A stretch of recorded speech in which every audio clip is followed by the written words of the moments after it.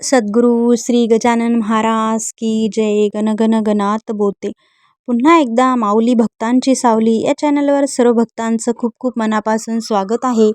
तर प्रेमळ भक्तांना तुम्हा सर्वांची सर्वप्रथम मी माफी मागते आणि हा अनुभव शेअर करते. हा अनुभव माझा स्वतःचाच आहे आणि या व्हिडिओमध्ये जे तुम्हाला मंदिर दिसत आहे ते मंदिर माझ्या गावातलं आहे आणि हे जे बाळ आहे ते माझा मुलगा आहे आणि या व्हिडिओत माझी आईसुद्धा आहे. तर झालं असं, मी तुमच्यासोबत माझा अनुभव शेअर करते. मला एक मुलगी आहे आणि माझा घटस्फोट झालेला आहे आणि माझी मुलगी 5व्या वर्गात आहे आणि मी माझा अनुभव आता तुम्हाला सांगते. तर झालं असं की गजानन महाराजांवर म्हणजे माझं लग्न झाल्यानंतर 2 महिन्यानंतर मला एक स्वप्न पडलं. ते स्वप्न मी तुम्हाला सांगते आणि महाराजांच्या कृपेने ते स्वप्न म्हणजे बघा, आधी पडलेलं स्वप्न नंतर कसं पूर्ण झालं मी ते सांगते. त्याचा अर्थ नंतर उलगडलेला आहे त्या स्वप्नाचा. महाराजांची कृपा आपल्या भक्तांवर सदैव असते.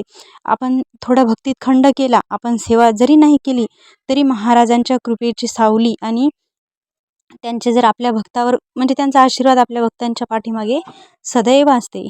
तर मला मुलगी होती आणि माझी इच्छा होती मुलाची आणि मला असं वाटायचं की मग माझं परिवार पूर्ण होते. मनातल्या मनात मी महाराजांना असं म्हणायची.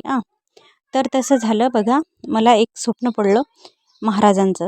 माझं स्वप्न म्हणजे माझं लग्न झाल्यानंतरच मला हे स्वप्न पडलं. तर त्या स्वप्नात आहे ना, स्वामी समर्थ महाराजांचा खूप मोठा एक फोटो आला आणि उंच 6 फूट उंचीचे असे ग्रहस्थ आले. माहीत नाही ते स्वामी होते का कोण होते, पण एवढे तेजस्वी त्यांचा चेहरा आणि त्यांनी ती धोती परिधान केलेली. आज त्या गोष्टीला 1 वर्ष झाला असेल बघा आणि आता माझं बाळ पण 7-8 महिन्याचं आहे आणि ते स्वप्न पडून खूप दिवस झाले. पण असं वाटते की ते स्वप्न मला काल परवा पडलं होतं आणि ते स्वप्न जसंच्या तसं माझ्या डोळ्यासमोर म्हणजे आठवलं की मला की वाटते की हां, ते स्वप्न मला अर्ध्या 1 तासापूर्वीच पडलेलं होतं की काय, असं ते स्वप्न होतं. कारण की महाराजांचं स्वप्न म्हटल्यावर म्हणजे महाराजांचं दर्शन झालेलं स्वप्न नक्कीच ते विसरू शकणारं नसेलच. तर झालं असं की एक उंच पुरे गृहस्थ माझ्या स्वप्नात आले आणि महाराजांच्या फोटोसमोर उभे होते ते आणि त्यांच्या मागं 4-5 त्यांचे शिष्य होते किंवा भक्त होते. कोण होते काही माहीत नाही आणि त्या स्वप्नात माझी आई होती आणि माझ्याजवळ एक मुलगा होता आणि स्वामी कसे बोलले मला, म्हणजे ते गृहस्थ कसे बोलले मला की आण दे, मला बाळाला आशीर्वाद द्यायचा. मग मी त्या बाळाला घेतलं ना, आशीर्वाद दिला आणि माझ्या आईला म्हणत, हा घे प्रसाद तू वाट. मी म्हटलं अरे, हे जे गृहस्थ आपल्या स्वप्नात म्हणजे हे जे आले म्हटलं हे महाराज कोण आहेत, म्हणलं हे गृहस्थ कोण असतील नेमके आणि याने बाळाला घेतलं म्हणलं आणि त्याला आशीर्वाद द्यायले, मला हे बोलायले नाही म्हटलं कोण असतील हे स्वप्नात.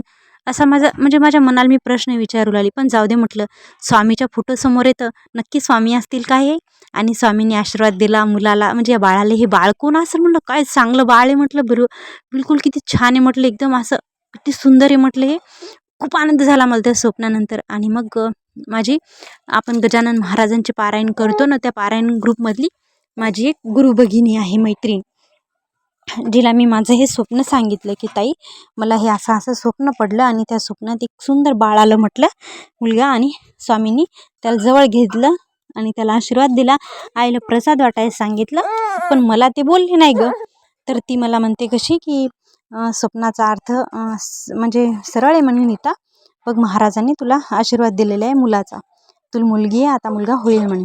मी म्हटलं काय सांगावं आता, इच्छा महाराजांची, जे व्हायचं ते होईल म्हटलं ताई, हे की नाही. आपण महाराजांच्या इच्छेविरुद्ध थोडी येऊ, महाराजांच्या इच्छेत आपला आनंदच आहे म्हटलं, जे होईल ते होईल म्हटलं ताई. पण तसं काही आनंदाचं तर काही नाही म्हटलं ताई, नेमकंच लग्न झालं.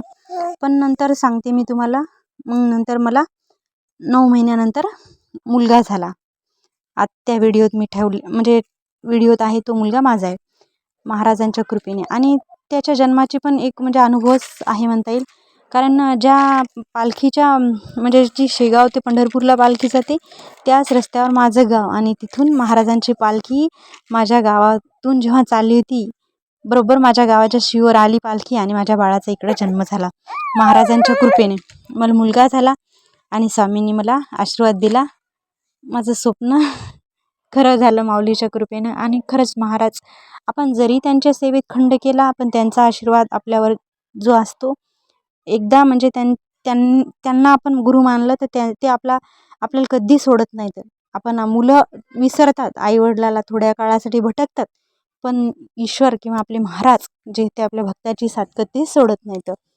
आणि झालं असं की मी खरंच सांगते, प्रामाणिकपणे माझ्याच्यानं काहीही सेवा झालेली नव्हती, पण बाळ महाराजांच्या कृपेने खूप छान झालं आणि महाराजांनी मला दिलेला तो आशीर्वाद, प्रसादरूपी माझं बाळ. महाराजांची कृपा सदैव अशी सर्व भक्तांवर राहो. तुम्हाला हा व्हिडिओ कसा वाटला नक्की सांगा. आणि मी सांगते, जेव्हा मी त्याला घेऊन शेगावला पहिल्यांदा गेली होती त्या दिवशी बाळ माझं बिलकुल असं झोपलं नव्हतं सकाळपासून. तर जोपर्यंत महाराजांच्या शेगावला आपण पोहोचत नाही, जवळपास माझ्या गावापासून शेगाव 2 तासाचा 2 ते 1.5 तासाचा प्रवास आहे, तोपर्यंत ते झोपलं नाही. आणि सर्व रांगेत त्यानं टाळ्याच वाजवल्या आणि जो तो त्याला बघत होता. माझ्या सासरी बिलकुल म्हणजे वातावरण नाही देवाधर्माचं, आध्यात्मिक काही वातावरण नाही. आणि माहेरी थोडं तिडकं आहे चालता बोलता नमस्कार करण्यापुरतं.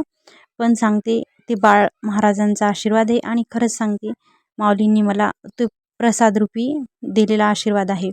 आणि खरंच सांगते जो तो म्हणला की मागच्या जन्मी हा काहीतरी चांगला व्यक्ती असेल किंवा महाराजांचं याला सानिध्य लाभलं असेल. जे लोक ओळखत नाहीत ते लोक त्याच्याबद्दल असं रांगेत जेव्हा शेगावला आपण दर्शन घ्यायला जातो समाधीला तेव्हा. आणि त्याला खरंच सांगते मी, खूप जणांनी त्या दिवशी घेतलं बाळाला. त्या एका व्यक्तीने तर असं म्हणजे महाराजांच्या समाधीवर डोकं टेकवताना त्याला मला माझ्याजवळचं घेतलं, माझ्याजवळ द्या म्हणत बाळाला 2 मिनटं. आणि मी दिलं. खरंच सांगते सारखा होता. आणि माऊलीच्या कृपेने एवढा शांत. आणि महाराजांचं नाव घेतलं श्री स्वामी समर्थ, जय जय स्वामी समर्थ, तो त्याची मान म्हणजे ॲटोमॅटिक त्याचे हात जोडल्या जातात.